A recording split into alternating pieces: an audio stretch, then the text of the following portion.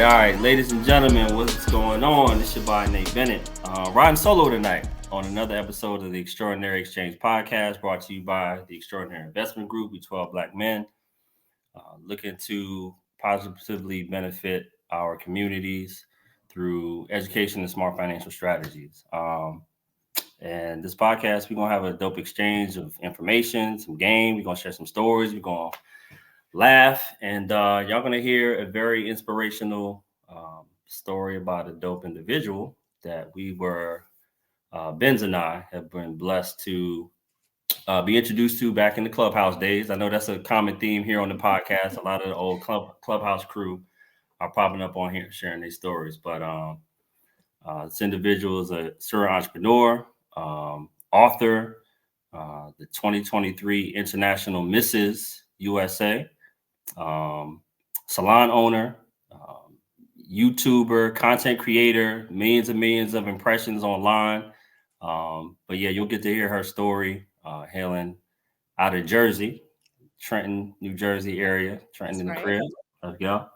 But yeah, without further ado, I'd like to introduce to y'all Miss Chimere Nicole. Hello, everyone. I'm glad that you guys are joining us tonight here on the podcast. So I'm hoping that this conversation, you're getting some tidbits, some things you can walk away with that will be, instrumental in your walk, your journey, and come hang with us tonight. Let's get it. Let's get it. All right, so I gave a pretty good synopsis. I'm trying to tell you, like she does a lot, y'all. Yeah, But just quite just a a bit. brief synopsis of who you are and what you do. But if you could dive in a little deeper, just give a background, who you are, and Sure. why people should be tuning into this episode tonight. So we're going to keep it short. I work really hard to get the bio as long as possible. So I am originally born and raised in Trenton, New Jersey. Shout out to Yup. my city. I lived there Um, for a little bit, so I'm a rep for I mean, Trenton for a little bit. a little bit, but so yeah, born and raised in Trenton, New Jersey. I have been a cosmetologist for well over 21 years now. And from there, I started my own business. I've been a entrepreneur, salon owner for, let's see, my daughter's 11. I've been an entrepreneur for 11 years of my cosmetology journey. And so I am very familiar with making women feel beautiful and look beautiful, but I wanted to focus not necessarily on aesthetics. I wanted to focus on feeling beauty and embodying what that means. And so that's when I started my content creation journey. I was pregnant with my oldest, home and bored, and I wanted to have some type of creative outlet. So I decided, let's go on YouTube and show women how to curl their hair. Didn't think nothing of it. Put the camera on a box of tissue in the bathroom. I was 9 months pregnant and swollen. And people just started asking questions. What are you doing? How'd you do that? What products are you using? And that's how my content creation started. And so that is now 14 years ago on YouTube.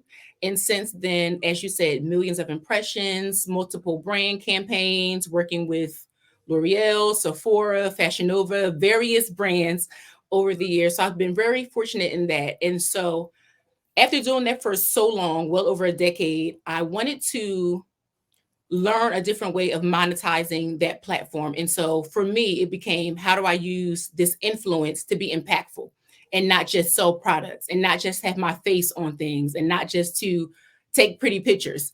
And so that was, as I always like to say, it was my come to Jesus moment. And so I had to figure out how I was going to, again, continue to have women feel good about themselves and look good, but to really embody that. And so, as I said, taking the influence with impact, and I started the Girl Yes Initiative. And so in 2018, I sat down and I wrote a book, and it talks about three pillars, which are how women can be bold, dealing with being vocal, utilizing their platforms, being ambitious, starting businesses, creating brands, and to be beautiful, embodying everything that us as women have to deal with. And again, focusing on inner beauty versus outer. So for the last couple of years, I've been really working on the Girl Yes Initiative, speaking at schools, speaking at women conferences, hosting my own Girl Yes conferences, advocating in the community. And from all of that, I try to find another creative outlet in order for me to spread that Girl Yes initiative. And that is where I found pageantry. And it's interesting because, as I said, I've been behind the chair for a very long time, showing women how to, again, embody the beauty standards that we create. Mhm. And I wanted to be able to talk about that on a national platform. So I basically went from behind the beauty chair to in front of a beauty audience. And I utilized those platforms to talk about the Girl Gush Initiative on the Miss America stage and now the Mrs. International stage as Mrs. USA 2023. And it has been a journey. It has been very rewarding. Again, utilizing the influence with impact and spreading that message across the globe now. The sales of my book have reached Australia, it's reached Haiti, um, all over Europe, of course, South America, North America.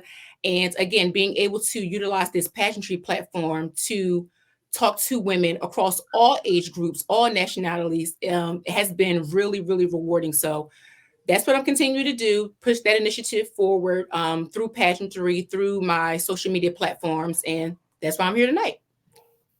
I love it. I love it. I love it. Yeah, I was under the assumption that pageantry led you into some of those other fields, but you used No, the expertise you had in those other fields to then pivot into pageantry and then correct. use your platform from being a pageant winner to highlight, some of your philanthropic things. That's Yes, super dope. yes. Um, so yeah, if you could just, embellish on that a little bit more on the importance of taking experiences that you've had in previous settings, because I don't think a lot of people really understand or take advantage of um, all the experience they have at certain positions and then use that to elevate to that next level. So Right. talk about kind of how beauty has always been in your wheelhouse, you being a salon owner, you understanding how when you not only make a woman feel beautiful, how that impacts her on the inside,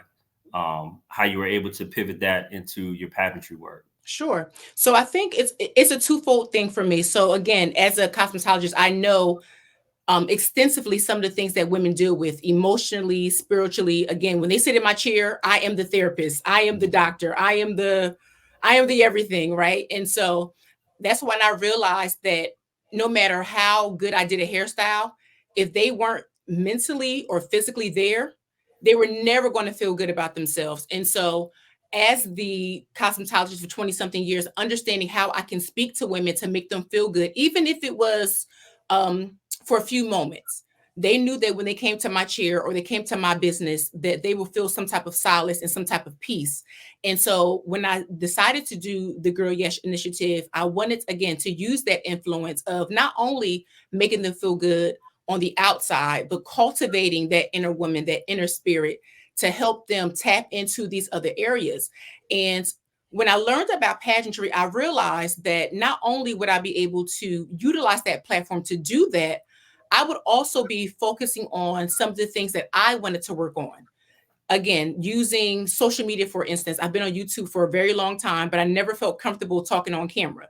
Mhm. Um, I never felt comfortable talking to a room full of people, especially no matter what the topic was. And so over the years, I was able to tap into those skills, and pageantry allowed me um, to essentially hone in on them and to make those better. So my public speaking, I can speak about almost anything. Will I get nervous? Absolutely. But I'm able to articulate it in a way that is impactful and authentic to me and to my brand. So I can have a conversation with multiple people and they'll get something different from everyone will get something different from what I'm saying. And so I think that was the biggest thing, learning how to take those social skills that I learned in my business, take those beauty skills that I've learned in my career, take those that authenticity piece that I've learned on social media and branding that all together. And that's what that Girl Yes umbrella came from, the boldness, being able to speak and say what you want to say with authority and authenticity, being ambitious, talking about the business and what it takes to run a business, what it takes to be a mother running a business, what it takes to be a sister or whatever your role is to run a business. And again, that beauty piece, working on that inner piece so that no matter what you do or say, they will still see the inner light inside you, no matter how you look. So, as we talked about offline, I am able to go into any store with a paper bag on and still feel just as confident if I was in full glam, because I worked on that inner part that a lot of people don't work on. So that's what the Girl Yes Initiative is about, and being able to branch all of those aspects together to make one big pop. Hmm. Forgive me, in the introduction, I didn't highlight that you also are a mother. I I normally am. lead with that. Being a girl dad, that's the first thing I identify as. That's a passion of mine. So you are Yep, a two mother, girls. two girls. Um, Something you mentioned about having the courage. Like I want to say that's still the number one fear of people across the world is public speaking, speaking in front Hmm. of people. And I don't know if it was Nelson Mandela who started it, but that's always who I attributed the quote to is courage is not the absence of fear, but the overcoming of that fear. So Absolutely. were you always an outgoing personality, Hmm. extroverted, like, doing I all that? depend. It depends on who you ask. Okay, okay. See, at certain chapters in your life, you were probably, you started coming out Right. your shell a little bit more. Right, Yeah. So I've definitely been a character, right. very animated. I think for me though, honestly, it wasn't that I didn't have a voice. It was really finding it and tapping into it Mm, and realizing the impact that my voice had. I was always able to influence, especially like again within my own little niche, influence hair, influence beauty standards, influence the fashion and stuff. That was just innate to me. But I didn't realize the power that I possessed in being able to impact people in a way that wasn't superficial. mm. And so I think for me, that was the pivotal point in my life when I realized that the girl yes was more than just a saying. 'Cause I used to say that in my salon. I would do the people's hair, and then we have this moment as cosmetologists or barbers when you turn them around and they look in the mirror and they're like, "Yeah, I'm feeling myself." You know what I mean? Got that shape up, right? Women are the same way. And it's, again, after a long day, we've been fussing about the kids and fussing about the men and all of that, and you kind of have that turnaround moment to the camera, to the mirror, and you're like, "Yes." I'm like, "Girl, yes, girl, you looking good." Right, And right, one right. day it just hit me like, "Girl, yes."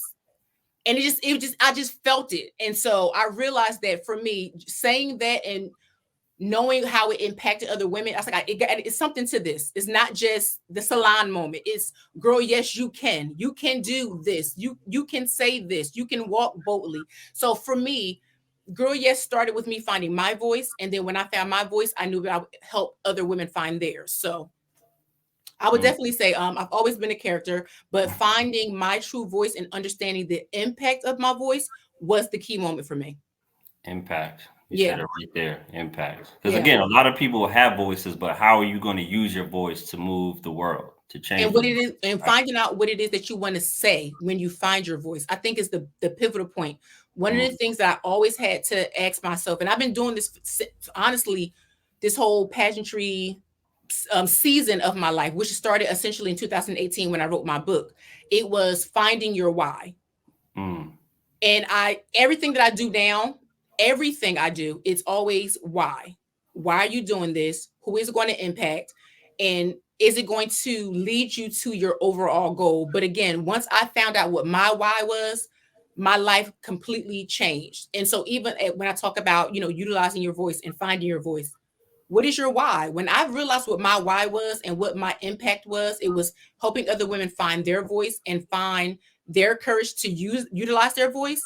Again, my life changed. So that's my why. So that's always been my driving force moving forward. So So yeah, yeah. I'm very familiar with finding your why. I think with network marketing years and years ago. okay. Goodness, right? They used to always say, focus on your why because when stuff gets hard, you want to make sure you Oh yeah. establish that. Uh, Yeah. Talk about how you got to your why. Well, share one with what your why is. Kind of explain what that is, Sure. and then how did you come to that being your why and the most pivotal thing um, in your life right now as you found your purpose Right.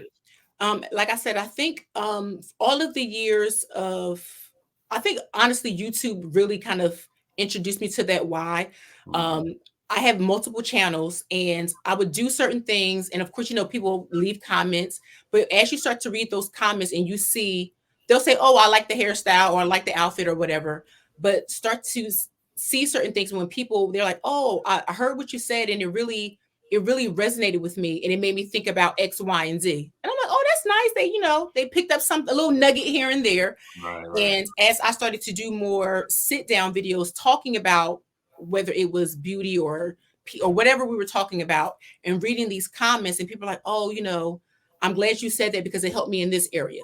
And then listen to my clients say, oh, you said something to me last week and it really helped me through this. And I'm like, oh, and I'm thinking this something is so natural to me. I've been doing it for so long. Again, 20 at this point. Oh, it'll be 20. Oh my God. It'll be 22 years this year. In June.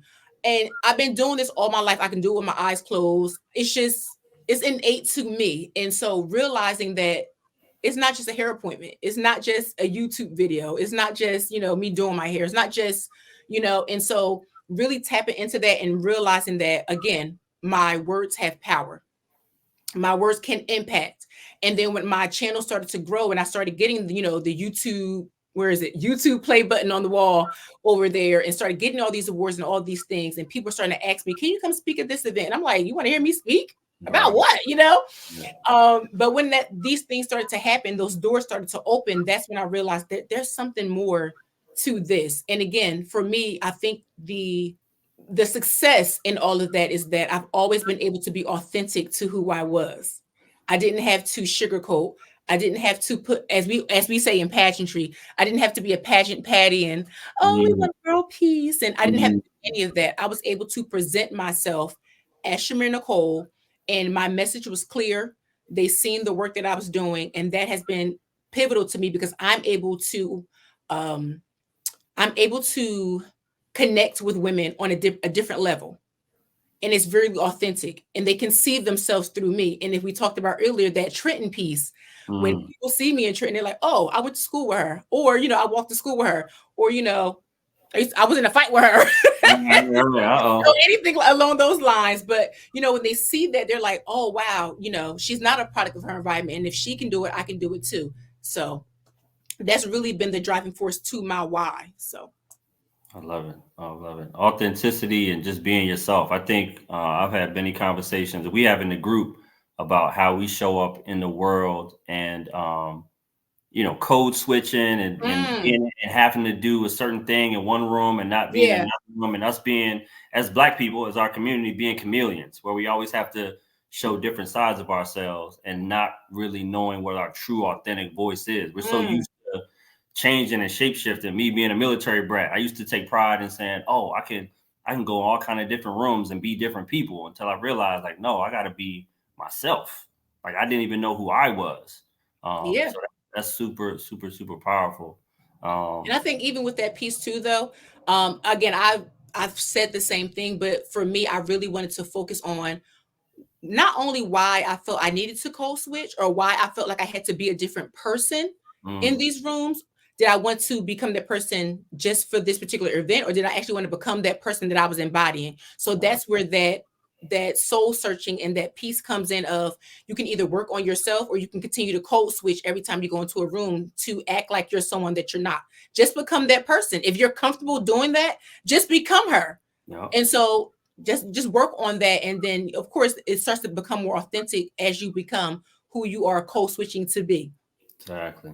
I love that. Somebody gonna pick up on that gem right there. And again, we see it more with social media, and people being just their authentic selves, right? And they're not feeling like they always have to be perfect, right? Yeah. You can be authentic. You can show, some of your vulnerabilities and your weaknesses. But again, like, for just being transparent, me personally, growing up in a place like Trenton, you know what I'm saying, or Camden, it's right over there, or South Philly, like, sometimes you showing those weaknesses could get you hurt. Like, people will start preying on you, right? Like, we won't get into that.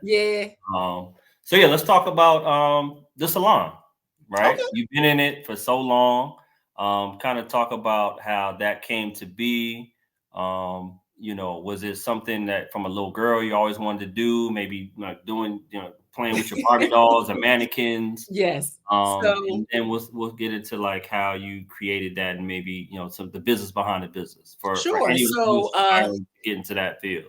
I will start with, I'm looking at her picture. My late grandmother She was a cosmetologist, and her and my aunt actually they went to hair school together Mm. in 1988. Wow. You got And so the picture that I have in my salon is actually them two. They're doing some esthetician work. And so again, 1988, at that time, I'm giving my age, but that's fine. I was probably 4 years old. And so I've always seen my grandmother and my aunt do hair from the time, of course, being young and being in cosmetology school. So every Saturday morning, my grandmother would be doing a jerry curl in the kitchen every morning. And so I would come downstairs and she'll ask me, give her some rollers or give me this or do that and do this. And so I'm trying to, get some snacks. So then I'm, now I'm helping her. And then if I wasn't helping her, my aunt did hair right down the street. So she would call me down the street, wash her hair, braid her, do this. So I've literally been in a cosmetology background all of my life. And so it really comes second nature to me. It's almost like tying my shoes. I can do it with my eyes closed. So it's just a part of who I am. When I was fortunate enough in high school that I was able to take cosmetology for free, I utilized that program. So when I graduated high school, I graduated with my cosmetology license. And so straight out of high school, as I said, it was something so easy for me. I was like, I don't want to do that, And so I went to medical assistant school. Absolutely hated it. Hated it. Hated it. I don't like needles. I did look here being my vain self. I didn't like the scrubs. It wasn't. They wasn't cute back then. It was they weren't cute. It was doing nothing. So and I worked for a dermatologist's office at the time. It wasn't my thing. I've always needed to be in a creative space. And there's nothing creative about skin cancer for a dermatologist's office. So I went straight back to cosmetology, and I worked for a corporate salon for quite a long time. And then that's where I learned that I did have leadership skills. I didn't know I had them at the time. If you ask my little brother, he'll say I'm just bossy, but it was the little leadership skills that I had.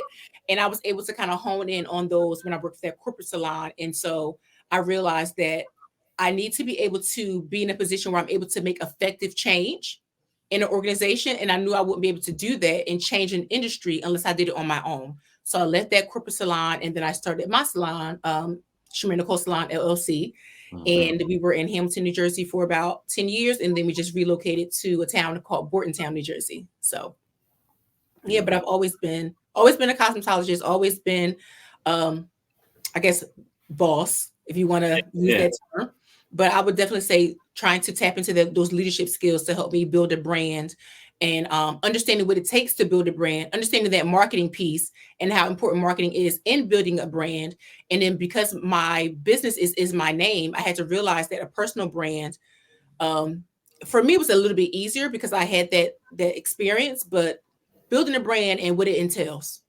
All right, so we got building an actual brick and mortar location and then building that brand out. What was that process like? And what kind of assistance did you get in, finding the location, finding the employees, getting, because you knew and we were talking about this before we hit play. A lot of us know either apparel or cosmetology and hair, nails, or we know candles, but we don't know the business behind this, right?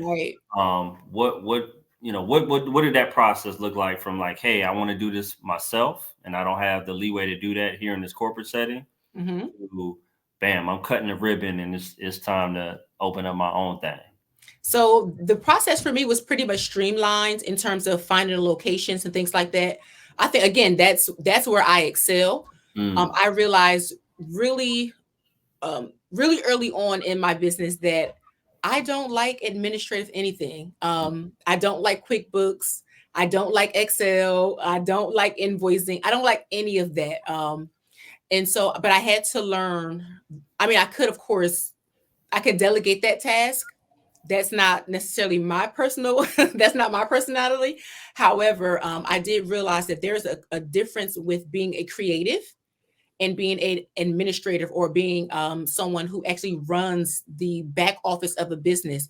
And that's one of the things I realized is also, it's pivotal in your business. You can't just have one without the other. Mm-hmm. And a lot of times that's why businesses fail. So again, learning really early on that I don't like this. Let's see if I can delegate some of those tasks. And if not, I have to learn them quickly.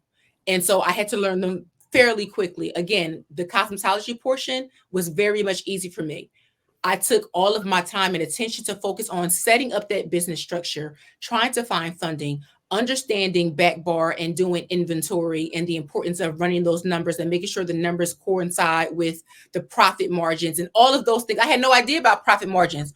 I Mm. knew put her under dryer with some rollers. She's going to give me $40, you know, pay a Dang. bill. Right. Or I didn't know anything about pricing structures or any marketing budgets. I didn't have a marketing budget. My marketing budgets would take my phone and take my camera, set up something and post it online. But there's a budget. Things go, flyers and business cards and all of those things. Software. Oh my God, the prices of Mm-hmm. software. None of this stuff I had taken into consideration. I just knew I can do hair. Let's find a building and set up. And that is so far from the truth. In order for you to be an established business and really set yourself up for long-term growth, you have to have those foundational pieces that a lot of business owners don't know about until it's either too late or you're too deep into to get some help. So it was critical, a learning curve.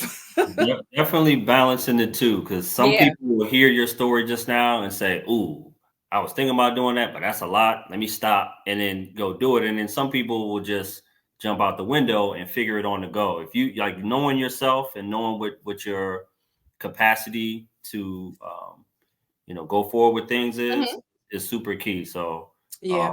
Yeah. I would say looking now, like I said, it's been so long, but looking back, if I could do it all over again, I think the biggest piece of advice would be figure out your strengths and your weaknesses early on and mm, focus on those weaknesses because the strengths can always stay strong. Those can they have the capacity of getting weak. Your weaknesses can't get no weaker. You got ah, to focus, yeah, focus oh, on the things that you don't know. And also, I mean, it's hard to say what you don't know because you don't know. But I would definitely say if there is something that you are doing to kind of outline your business and the structure of your business, figure out those key pieces early on. And again, if you can't learn them on your own, find a way to delegate that. If you can afford to delegate that, then you're gonna have to trade either money or time. So you have to have the time or you have to have the money. So for me, I didn't have the money, so I had to find the time to learn those skills. So I would definitely say try to learn as many skills as possible. There's going to be impactful to growing your business, but make sure those skills are things that you don't currently possess that you can learn from someone else or take the time to learn them on your own. But do it before you open the business. Don't jump off the cloud like I did. that's bad. All right, so we'll do something practical real quick. Give me the three most important things that you think people should learn. Then, of all the multitude of things you just highlighted, Mm. what are the three things when opening a salon that, from a business perspective, that you need to know that are going to be critical to your success? The first would definitely be anyone in the service industry would definitely be your pricing structure. Mm, Think about what you want your take home to be. Don't think about what people in your industry are charging. Think about your own personal price structure and how you want your business to be run. I think the second thing would be your accounting piece, and of course your pricing structure will then fall into that because if you know what you're pricing, you know what your profit margins will be. And then lastly, your overhead expenses. Think about the things that you will be paying for that are not they're not visible right now, like the plumbing, the excessive water, mm, breaks, maintenance, furniture, the little things that we don't necessarily think about when we're opening up a business. If you have a water leak, that's $10,000 that you didn't account for. If you have a walkout of your employees, you didn't think about that. So I would say probably those three things, but for the most part, making sure that you have the funding available, your business is set up in the proper business structure, and that again, you're pricing correctly and you're thinking about your overhead expenses. We talk about overhead in business. Shout out to Just Money, Yes. original Clubhouse crew. Yes. Um, what episode? I'm trying to think. It's been months now. Go back to one of our earlier episodes. Just Money talks about credit and getting funding and using Mhm. other people's money. So when you do have that leak and you've built a book of business with whatever bank or financial institution or whatever, that you can go to them and get some funding to take care of some of this stuff. So you're not having to come out of pocket and stress. So yeah, shout out Yes. to us. And that's another thing I think I should also mention is and this is for anybody, doesn't matter what business you're running, establish your business credits early. Hmm. That is something I did not do until maybe year 9 Didn't know of what you my didn't know. business. Hmm. Right, didn't know. Why I was that was though? Why did you wait till year 9? You just didn't know? Like, I did think you come from the again, school of thinking that from, my mother was always like, if you ain't got money to buy it, don't use no credit card. Credit's bad. absolutely, and but even and I'll push that narrative a little bit further. If you can't buy it twice, you don't need it. Exactly. Um, I think about that when I want to go to the Chanel store, but I still buy. Um, but yeah, I think because I just didn't want to owe anyone. I think that was a common misconception. I don't want to owe anybody. I'm not sure if I'll be able to get that bank loan, so I'll just save up my own personal finance. And one of the things that I learned in business is that most business owners don't use their own capital. They get their money from someone else. So I maxed out my 401k when I opened my business, and I took a loan essentially from myself. Right, right. And that's what I used to fund my business. And I was operating that way again almost a decade before I realized not only did I not have business credit, um, even with my LLC, such an untapped market, and I didn't realize all of the things that I was experiencing for those first decade of my business. I could have avoided probably about 80% of those pitfalls that I experienced if I had other funding or if I had those other resources or had building that business credit. So I would definitely say tap into that early as possible. Mm-hmm. So, but again, at this point, there are a lot of resources available to people, but at the time, I had no idea. Great tips. Great tips, y'all. I hope y'all taking notes. I don't know if y'all take notes or if you drive and listen to the podcast, don't drive and take notes. But yeah, she's dropping a lot of gems. Um, so YouTuber, Yes. salon owner, Yes. um, talk about how you were able to use some of your influence. So has the influence with being the international Mrs. USA pivoted you and allowed you to do more speaking engagements, I'm sure. Oh Did that yeah. affect the salon as well? Because I'm sure like you didn't do that to highlight the salon, but like Hmm. when you go up on stages and you're talking, you're able to, talk about your salon. Talk So about how you're able to use one thing to highlight the other, to highlight your philanthropic thing, to highlight your yeah, book, right? Because yeah.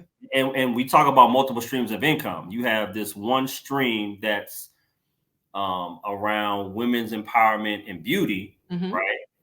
Bam, we got Salon, Mrs. International USA. Bam, book. Bam, girl, yes. So talk about how you're able to use one to highlight a multitude of things that you're doing. So I would definitely say my speaking engagements it's been a journey. So Mm-hmm. when I actually started to do a lot of public speaking, for the most part, it started off with panel discussions for other women of color who were business owners who were looking to, especially businesses, who were looking to tap into the beauty industry. And at that time, of course, my social media was still doing really well, and being able to leverage the skills that I already possessed and put those into another arena, which was, of course, my YouTube at that time. So taking all of the salon tips and stuff that I was doing and putting it on the platform where people can find me to also promote my business, but also another stream of income.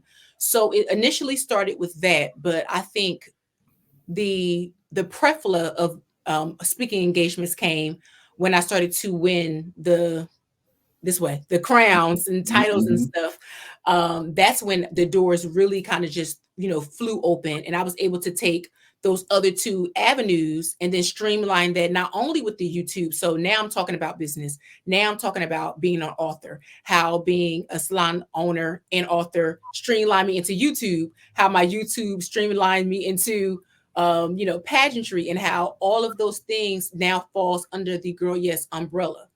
And so right now I don't really monetize Girl Yes because I do have a scholarship fund that I do every year. So all of the profits from anything Girl Yes related goes to my scholarship fund. So that's not, I don't want to say it's a stream of income, but it is. But it's not a stream of income for me. Yeah. But I do try to. But also even with that, I've opened up or created another YouTube channel for everything that I do for Girl Yes. And so again, another stream of income for that will go to the scholarship fund. And of course, I have two other YouTube channels, and that monetization goes to my personal brand. So it does all open up doors of opportunity. But again, everything now kind of falls into the Girl Yes initiative because everything I do falls within those three pillars: bold, ambitious, and beautiful. Yeah, and everything you do is like right in line with where I'm trying to take the conversation too. So I think Right, you got another stream of income coming through way of podcasting because I'm like, right. I was gonna mention that, but she already took it. I was gonna mention that. All right, she already took it. Talk It's about interesting. how you. Someone else asked me to do a pageant podcast. Mm. I can, If child. it don't move you, don't do it. If it don't move you, don't do it. Cause You like, know, I think because like I film. I film about two to three videos a week okay, outside of everything that I do. So I mean, unless I'm able to take everything that I'm doing in terms of filming for my YouTube channel and kind of creating content around that, but I don't want no more equipment. Look, wait. I don't right. want no more equipment. I don't want no more I ring see lights. them. I don't want no microphone. I'm done. Yeah, yeah, I'm it's a good. lot. It's a lot. It's definitely. Yeah. But just being a blessing to those people who listen and are fans and get value from what it is that you do. So that's Yeah. why you do what you do. That's your why, as you Yeah. explained. It gotta add value to the conversation. Hmm. For sure. Yeah, I mean, I'm sure for podcasting would, but I think, as I said, one of the things I realized for me and my success is the authenticity piece. And so, even sometimes, depending on again how I feel that day, I may come on camera. I look eyelash hanging off. So, I might have a hat on. I might have on some sweats. I just really feel like I want to be able to connect with my audience in a way that's authentic to me. And I think YouTube for me is the best platform in order for me to do that because, they see me talking, they see my mannerisms, they see my coffee rants, they see Hmm. all of those things. And so, it feels like you're having a girl to girl conversation. It feels like I'm duplicating the experience you have in the salon. Hey girl, how you doing? Hey, we're Right. doing all of that. So Yeah, YouTube for and me is the and it's best platform to relatable. do If you are always, Miss what you say, Patty Pageant, or that. if you are Pageant always, Patty. yeah, Yeah, Patty. If you always had that and you walk around like you got a crown on, that's not relatable. Like our at last, all. we were just talking about how she was super successful and then started videoing some of her content like on private jets and this and on boats and stuff, and it's like Oh, she reached that status, of right? But course. people that she was talking to couldn't relate to that, so she No. lost a lot of her audience. That episode is coming up soon. Y'all will enjoy that. But Yeah. but yeah, just that relatability piece and you being authentic, and then that representation of authenticity. You Right. know, young girl from Trenton will look at that and be like, "Oh man, okay, I could do that too." Right? Yeah. So And I yeah, that's think even with that too, it comes in stages because if someone wanted to go back again, my daughter, she'll be 13 this year. So if you want to go back to my first video on YouTube 14 years ago, and I did. clearly you're going to see. You did? You It seen the pregnancy video? I Oh did. my I God, did. yeah. Oh no, I didn't. I didn't. I didn't. Well, yes, I did. Okay, but even that, like, growth, like anything, everything is in stages. So me being authentic in 2010, that authentic piece looks different than it does now because I've gone through some things. I've learned a lot. I learned about myself. And to your point, the podcast you did with the other young lady, yes, she's reached that status. So that may be authentic to her right now. So I think a lot of times we're scared to grow because we're scared to lose that following. But to much Mm, is given, much is required. And mm, so the more that you give, the more that's required to you. So it's another level that you have to reach. But I think if you're really being true to yourself, your audience, no matter what, is going to tap into that and they'll see it. But just like anything, if you fake, we're gonna know. yeah, we'll sniff that out Yeah, quick. quickly, quickly, yeah. For sure, for sure. You talk about learning. Um, for me, the hugest learning curve was when I started to do personal development and have a mentor. Who mentored Mm. in this other than your aunt and your grandmother teaching you how to do them jerry curls in the kitchen? It was juicy too. It was Juicy juicy. jerry, It was man. juicy. Maybe on the pageant side or on the public speaking side, like who are some of those, or if Oh, you even have a mentor that was able to pour into you I and have a be so lot. huge in your life? Yeah, I have a lot. I think, sure. and again, I think that was one of the things. Even if we go back to the business piece, even Mhm. if I know that my business will be so much different. And I would have learned a lot earlier if I found a mentor earlier on. Now, I will say from personal experience, the things that I was able to do with my business, I didn't have a mentor at the time because, like my aunt, she's been doing hair since '88. My grandmother, they didn't have a salon of their own. Right. So I didn't have anyone who was doing the things that I necessarily wanted to do. And so for me, going through all of those experiences, even with everything that falls into the Girl Yes umbrella, I know that's part of my why. There are a lot of things that I had to go through because now I'm a mentor to other people when I didn't have that. So I like to think, God allow a lot of these things to happen so that I will be able to help others. Um, So I try not to, fuss about it, but I wish I would have known or had the presence of mind to find a mentor when I was starting my businesses, when I was starting YouTube. But now I have been I have been blessed with a lot of women in pageantry, even when I'm starting Girl Yes, and now again as a member of Alpha Kappa Alpha Sorority Incorporated, mhm. having some phenomenal women who have taken me under their wing and have been able to see, you know, the gifts that I possess and being able to cultivate those the same way I'm trying to cultivate those for the women who are part of my mentorship program. So mentorship on every level is necessary. And a lot of women don't think they need mentors because they think they've arrived. And even, Yeah, people within my industry, oh, I've won this and I've done that and I've, women of the year and all of that. Yes, you still need a mentor because they're able to see what you don't see. And if you really want to have impact or influence with impact, you have to let others pour into you the way that you pour into other people. You can't operate from an empty cup. So mentorship is very important. yeah. I was always the kid asking like a bunch of questions, but Okay. I wasn't vulnerable, right? I was Mm. always like, they used to call me ice cold back in the day. The cool and smooth. Like I was too cool. Like, they say, oh, when you raise your hand, there's no such thing as a dumb question. Right. But I guess because people thought I always had it figured out, I played into that persona, right? Mm. A bunch of questions. I could have went to I just want to impress upon anyone listening here: have humility. Again, the other young lady that we just did a podcast on, her breakthrough was seeing someone in a nice car at a gas station, going up to them, say, "Hey, how'd you get that car?" Right. Him saying, "Hey, meet me here at 2 o'clock." Him taking her under her wing and then catapulting her life. 12 months later, she's making six figures, right? From Facts. after living in her parents' basement. So have the humility. If you see something, if you have questions, ask those questions and seek out a mentor. Pray on it, right? Yes. Because that's the biggest career or life shift you can get is finding the right mentor, right? And them taking you under your wing. So Right. thank you for doing that with the Girl Yes Initiative. I didn't know you had. I knew you had a scholarship program, but I Yeah. didn't know you had a mentorship program too. That's super dope. Yeah. So, but again, that came from the YouTube and seeing the comments and like, oh, Mm. well, I want to do that or do this, and we just meet and yeah, And you saw the need though, like you were paying yeah, attention. And some people don't even read the comments, or they just say, "Oh, thank you," but you saw the comments, you saw the value that you can add in the feedback that you were getting, and then you right, felt that need. So, right, right. um, lastly, as we close, the Girl Yes Initiative was spawned from the book Mm-hmm. Girl Yes. Mm-hmm. What made you go that route and be an author? Was that something someone told you to do? Not at all. Um, and then also, real Not quick, at you have all. another book about entrepreneurship as well?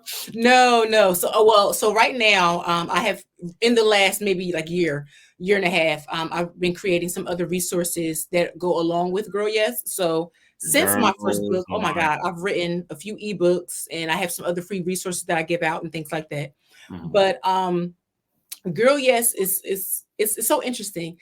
In at this very desk, and I'm looking at my mirror here, and like I said, in 2018, before I realized what pageantry was, Mm, I was just basically trying to like figure some things out, and I was kind of going through my own, I would like to say, metamorphosis, mm, right? And I was like, I know that there's something that I'm called to do. I can feel it. I don't know what it is. I don't know who it's for. I just know it's something more than this, right? right. And so, as you said, I realized, I had to figure out what my gifts were, what my strengths were, and how I was able to utilize those gifts to help other people or to help, even to help myself. But I Mm, knew that something was, I felt something just like drawing me in. So I kind of sat down, and I'm sure if I dig a little bit in my desk, I'll be able to find my little notebook. I just wrote out some of the things that I want to accomplish, right? Really long page, all scribble scrabble. And I said, okay, how can I take all these things that I'm good at, and accomplish some other stuff? And so mm, that's kind of, it's essentially, I was mapping out the Girl Yes Initiative. I just didn't know what it was. So I was like mapping all this stuff out and trying to put the pieces of the puzzle together. Okay, so I'm good at this, but I'm not too good at this. But I think if I work on this, then this will amplify this. And mm, I'm just trying to figure it out, right? And so I said, okay, this one thing I want to fix immediately, right? I have a so I'm very good at self-reflecting, I think. Um, so I said, okay, I don't like the trajectory of your life right now. We need to fix it. mm, We're going to fix it now, right. quickly. And so I gave myself 30 days, and I said, this week I'm going to do one, two, three. This week I'm going to do X, Y, and Z. And I did that for 30 days. Again, it was a whole bunch of mumbo jumbo on the page, but I just said, no, you just, no, what you're not, it's not working. What you're doing not working, sis. Right. We got to fix this. And so after 30 days, I realized not only did I meet my goal, I exceeded it because I was hyper focused on all Mm, of these things that I had written down. And when I realized that I had finished it, I was like, wait, I did more than I thought. Wait a minute now. I got a little something going on here. I turned around and I did it again mm, for everything else that I had, not everything else, but a few other things that I had on that list. I replicated it. 3 months in, I had almost completely changed everything off the list. I did everything. I said, oh no, I gotta. And my sister-in-law even said, she said, wait, how'd you do? Girl, let me tell you what I did. And so I kind of gave her some of my notes, and that's when I realized when she started getting results, oh nah, I gotta get this together. And so yeah. that's where the book actually came in at. So I basically took all of those notes and them scraps and all that stuff, Wow. and I kind of and I'm not the best writer, which is funny. I've been Mm. writing on my blog, Chimere Nicole, for a very long time. I'm not the best writer. I am the typo queen. I admit it. Yes, I am. Not However, you learn, right? You learn. So I'm just writing all this stuff out, and I organized it. I said, okay, and I started to hand it out to my clients. I had mm, one client in particular, Miss Lori.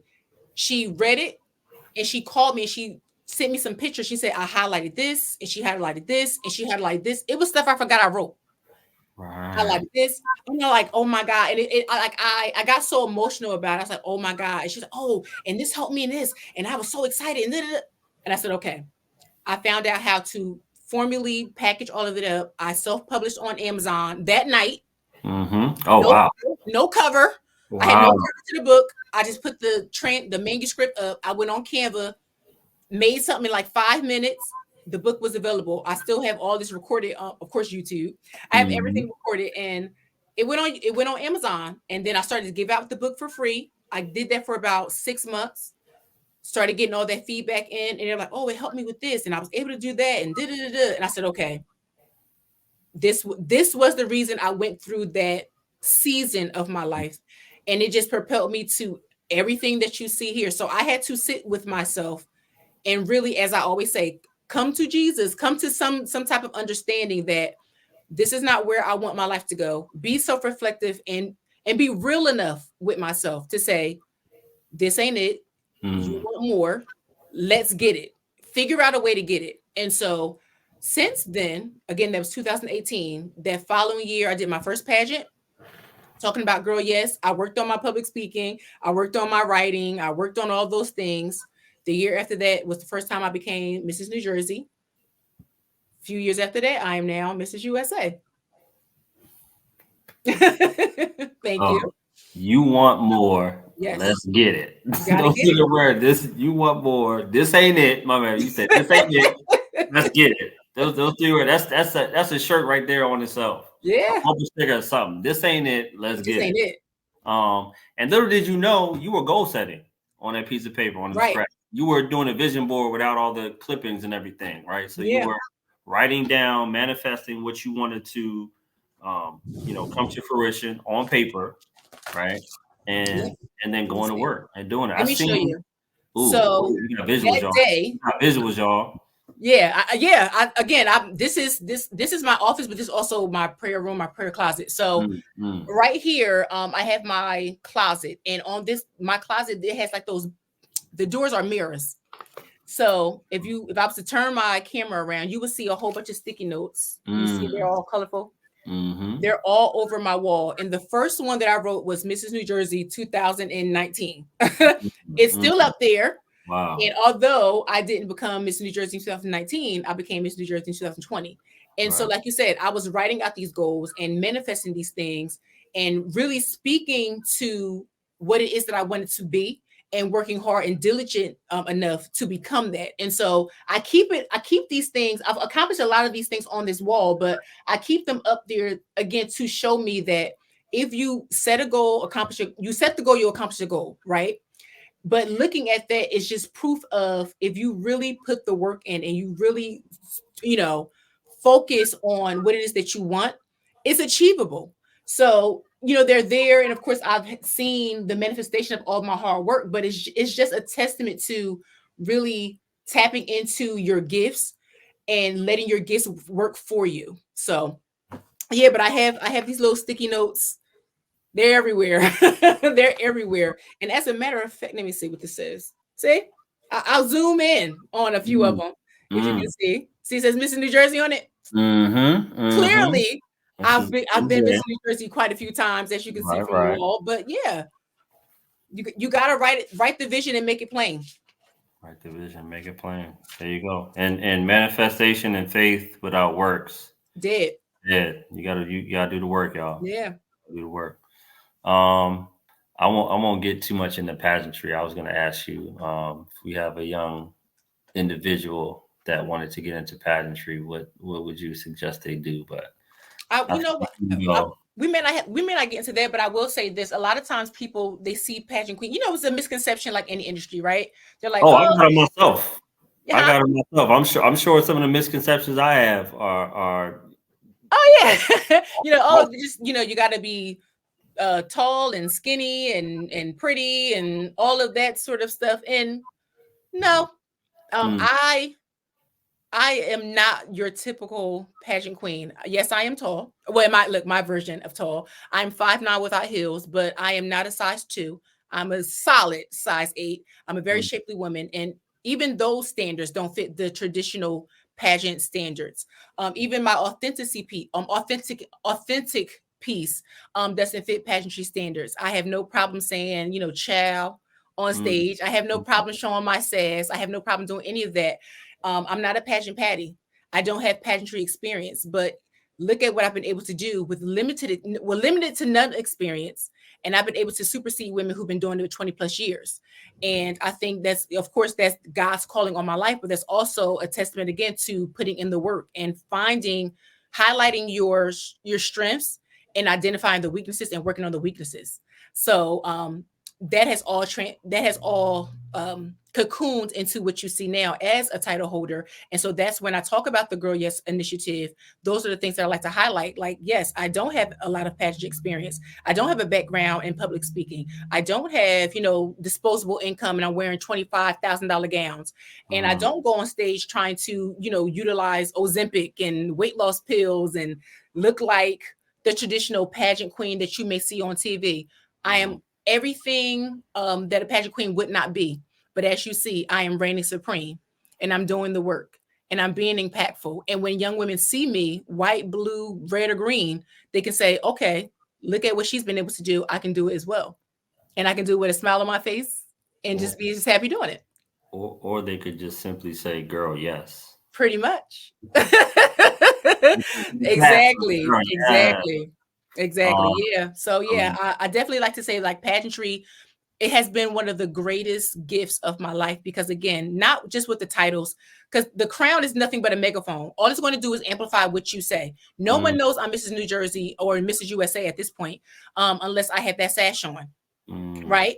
I'm just Chimere Nicole every other day. However, um, the skills that I've learned in pageantry have been able to help me in all other areas of my life. As I said, being able to do that public speaking key piece in my life, focusing on that, being able to go into meetings with the governor and the lieutenant governor and have these conversations and feel comfortable having these conversations. So pageantry has been able to really develop my social skills and advocacy in my life. And I would not have had that without pageantry. Yes, I had to go on stage and do all of this and all of mm. the, everything that comes with pageantry. But the skills that I've learned are going to transcend when my pageantry experience is over. Because I am retiring after this year. I'm All going to right. just throw that out there. Shamir's done. I love these conversations selfishly because I'm getting nuggets firsthand. Like, and I'll go through this editing process and I'll be like, "Ooh, focus on your strengths. Your weaknesses can't get any weaker." Right? I've never heard that before. Right? If you, I Like, mean, yeah, focus on your weakness, but your weakness is your weakness for a reason. It can't get weaker than what it is now. So right. focus on the weaknesses. So Use yeah, use that muscle from the strength to help with the weakness. there you go. There you go. So again, I appreciate your time, as I'm sure everyone else listening will appreciate your anecdotes and your stories and your authenticity and all that good stuff. Thank you. Tell the folks where they can find you at. Plug your stuff. Anything All else that you right. want to highlight that you're doing coming forward, where they can get the book, where they can support the salon, where they can go to your YouTube, all Yes, the different things. yes. So we as we've discussed here on this podcast, I have a lot going on, but I think it is very easy to find me, Chimere Nicole. Of course, if you Google, everything will come up, Chimere Nicole with a C. But you can find me always on my website, shamirenicole.com. Girl Yes, we are girlyes.org because we are an organization. And of course, across all social media platforms, my name is Chimere Nicole. And so all of those resources that I talked about, some of them are also free for anyone who is listening. So if you want to tap into some of those free resources, that will be available at girlyes.org. And if you want to just speak to me or talk to me, find me on TikTok, you know, doing all types of shenanigans. I'm on on TikTok as well at shamirenicole.com. And again, I'm going to let you guys know you're not going to see the glam, honey, on those platforms, but you'll still get me. So, but yes, Chimere Nicole across all social media platforms. And the book is available also on Amazon as well. Let's get it. Let's get it. So thank you again. This is our first one-on-one conversation. We normally have a co-host that's Yes. accompanying me. So shout out to Ben, shout out to Case. Y'all are here in spirit. We appreciate y'all.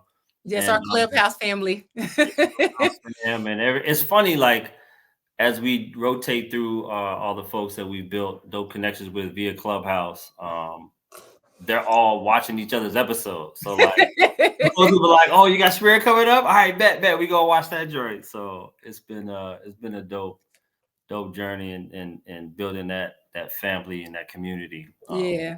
Far because we ain't been on Clubhouse in years now, right? Years. Right. So Years. still got that connection, still follow each other on social media, still have conversations.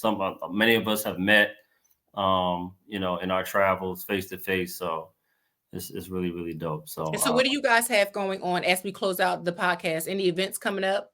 Meet and greets? I told you What we doing? I promise y'all I didn't ask her to ask me that. Yeah, you're gonna be if not a podcast host, some kind of interviewer, maybe on a red carpet at I listen. I don't. They are not ready for me on nobody's red carpet. Okay, I'm gonna tell y'all that right you now. never know. They might. I'm trying to tell you, someone's gonna see I your YouTube, mean, see that authenticity, and say, you know what? Time for us to let our guard down, stop being so stuffy and these certain yes. speeches Relax. Give me a and little shoulders. Give me a little yeah, something. and show people's personality. So Yes. for us as an investment group, we talked a lot about business solutions. We have Mm-hmm. extraordinary. Everything is extraordinary. What we do, extraordinary business solutions, where we got POS systems and are helping people streamline and become more efficient in their business, to understand the business of their business. We got E.I.G Sports. Shout out to Mike doing the football camps. He got the out of pocket football camp, Very doing nice. stuff with the kids. E.I.G Cares is our philanthropic leg. We just did an event through Mike at the school with some young athletes coming back to the school, reading with the kids during Literacy Week. So we in the community, be doing stuff, food drives, can drives, all that good stuff. And so where can this information be found? Y'all can go to investwitheig.com. That's investwitheig.com. And look at everything that we're doing. Our main thing, we got our Juneteenth Black Business Expo. There we go. We'll have 60 plus businesses in the heart of downtown Silver Spring, entertainment, food trucks. You're going to get fed. You're going to be entertained. And it's going to be a dope vibe. So you might have Chimere down there. You know what I'm saying? As long as I have a red carpet and a little paparazzi, I'm there. Wow. Okay. Y'all ready here first. If y'all see a red carpet, I'm actually gonna be there. We're gonna have local news outlets pull up to our events anyway. They hear through the grapevine, through the streets of DMV about what we're doing. But if y'all see that out there, that was developed right here on the side. So then I would I would definitely try to attend though. No red carpet needed. That would be dope. But I do like red carpet though. we'll find a red carpet. Red carpet could be in our budget. We got some. We got some big name sponsors. Truist Bank is a sponsor of ours again this year. We got some other local businesses that saw the benefit in what we did last year. We put together a pitch deck and again, we talked about that during the podcast, asking folks for help. Shout out to Matt over at Truist Bank, who came to our event last year, paid something, came to us afterwards and was like, y'all might want to get a deck because we paid like 10 times what we paid y'all for an event of this magnitude, just type of exposure. So we went ahead and put that deck together. They joined on again this year, and then some other businesses. So we're through the process, learning about sponsorships, learning about how these businesses want exposure from dope organizations that are in the community doing what we're doing. So, y'all will see all that at the event this year. It's going to be an elevated event. Every year it gets better and better. So let's get it, y'all. All right. I promise this is not we're supposed to be highlighting you, but thank you for asking. We appreciate the generosity and you giving us your time. Of course. Exchanging your good vibes and your good energy. That's why we call it the Extraordinary Exchange, because this was truly an extraordinary exchange. So thank you again. Yes. And thank you so much for sharing space with me tonight. Yeah, for sure.